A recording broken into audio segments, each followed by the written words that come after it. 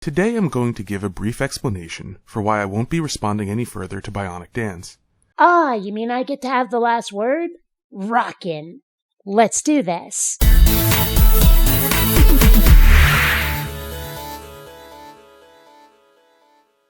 Greetings, fellow space travelers. BionicDance here. So unless you're new to these parts, you know I've been having a bit of a back and forth about atheism with Missing the Mark here. A back and forth he's apparently declaring is over, but we'll see how things go after this rebuttal. And it has nothing to do with her difficulty in distinguishing my name from the name of this channel. I don't really care what people call me. Now, what I can't tell here is whether he really does think I'm confused, or if this is a quite ham-handed attempt to needle me for needling him about his rather unfortunate choice of channel name. Either way, he doesn't exactly come out in the positive column on this one. I will not be responding because a rule I have been developing is that if a person will not take their belief seriously, then neither will I. And see, here's the problem. The implication is that I, as an atheist, have to treat my absence of belief in a deity the same way and to the same degree that theists treat their own belief. In other words, to take me seriously, I have to step over the line from finding God-botherers whose beliefs I do not share to be a bit of a nuisance, and sometimes quite a bit more than a nuisance, one which I'd like to see stepping on people's toes quite a bit less, into full-on zealotry, in effect treating my atheism like its own religion, and I'm pretty sure dictating to me my side in an argument is worth a paddling. In her response to my response, BionicDance makes it clear that she's uninterested in communicating effectively. Her only interests are the taxonomy of non-belief she has developed and its use for self-identification. And that's not important to communicating effectively how? If someone tells a theist that they're an atheist, and the theist gets the wrong impression of what that means, narrowing the many ways a person can be an atheist to a single one, strawmanning the atheist statement, and then expecting them to defend the false theist version of their position, explain to me how effective conversation has been achieved. Go on. I dare you. And a large part of my point is that there is no other way to communicate that position. The language simply isn't there.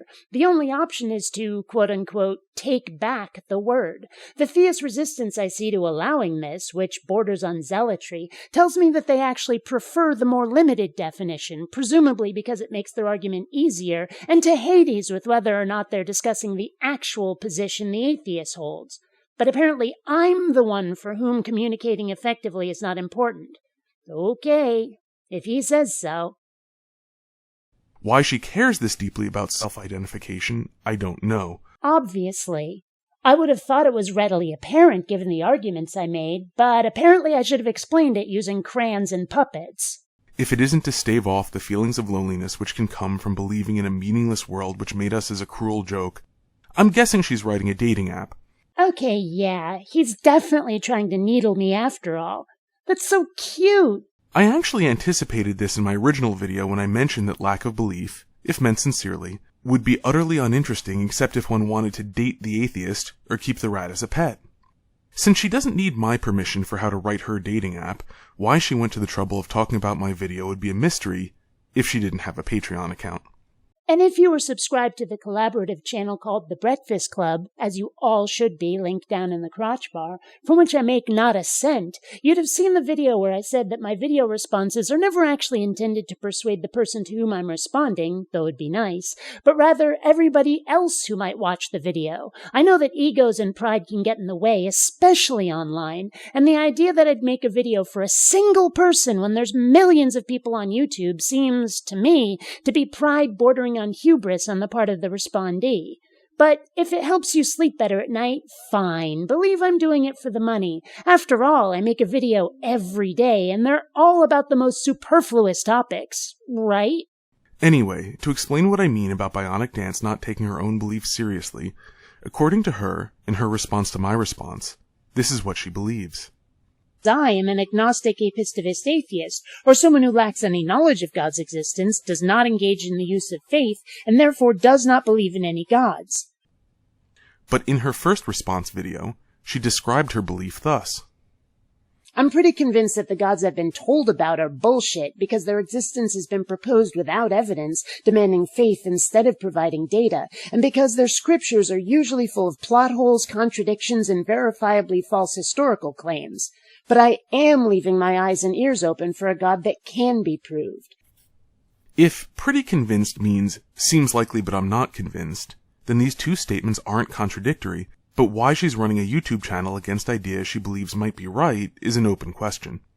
If pretty convinced means convinced, then she is in effect saying she's a Gnostic atheist, that is an atheist by the old definition, with regard to gods that any other human being has actually talked about, but agnostic with regard to gods no one has ever talked about.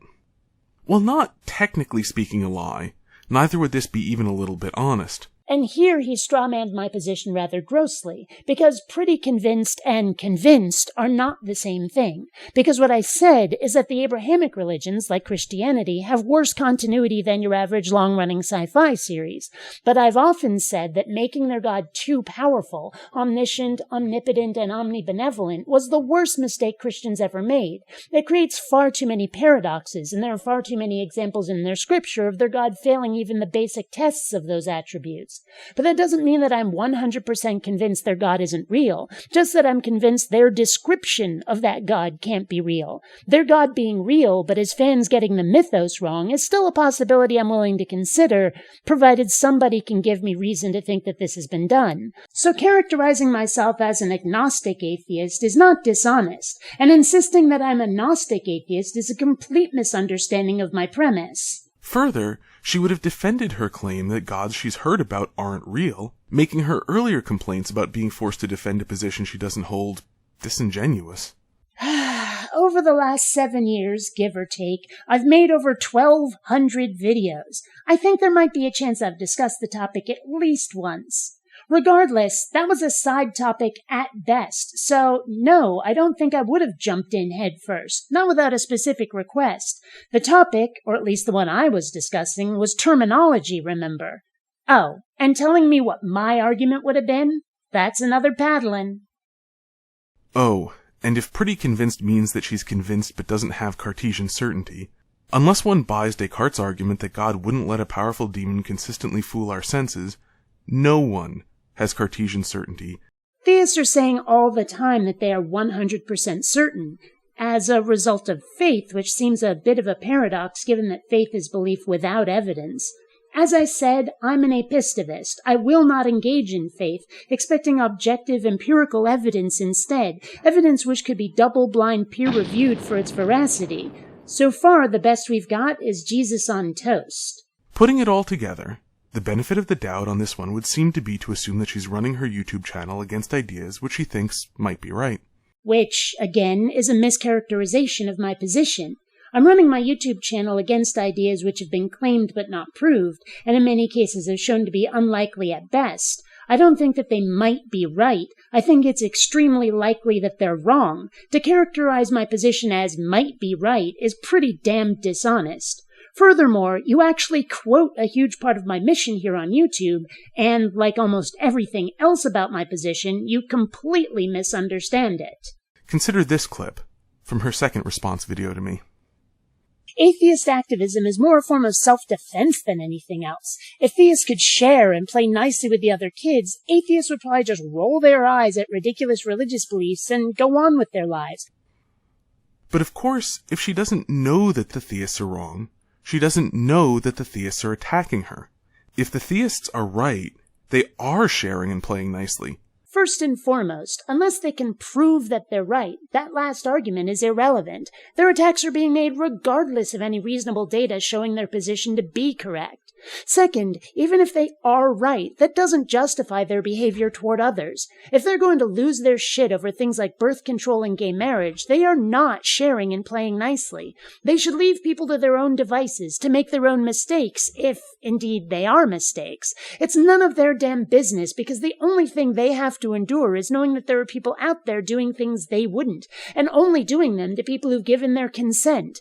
That they're trying to have laws passed in order to stop things which have no impact on their lives makes them bullies. True or not, they're using their religion as an excuse to be selfish, narrow-minded, bigoted assholes, and I'm not prepared to put up with it. Third, what if the theists who are right aren't your own? Are you prepared to make peace with that? Or might you possibly insist that they leave you alone to follow your own faith instead of theirs? Or are you only okay with sharing and playing nicely with the other kids if you get to dictate the terms? What she should have said is that atheist activism is a form of self-defense for Gnostic atheists, and either self-defense or self-harm for agnostic atheists. They don't know which. Which only shows that you never understood what I meant about self-defense. Let me quote myself from my earlier video that you quoted. If theists could share and play nicely with the other kids, atheists would probably just roll their eyes at ridiculous religious beliefs and go on with their lives. You see? All I want is to be left alone. That's what self-defense is in this context, getting theists the hell out of my life when they're unwelcome. And, to further reiterate my points from before, they're unwelcome because they have no evidence for the veracity of their position, providing only faith and scripture instead of facts. This shouldn't be a difficult concept, but Captain Mark Missing here seems to have gone out of his way, almost deliberately, to live up to his channel name. But she didn't say that. And we all know that she didn't say that because it's not what she means. And if she's not going to take what she says seriously, then neither will I. Are you into some kinky fetish shit?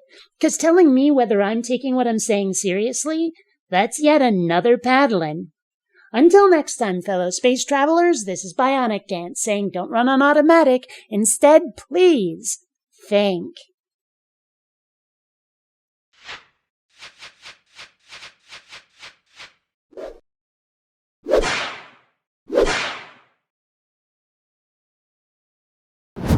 If you don't like what I'm saying, there's a good chance you're the reason I'm saying it.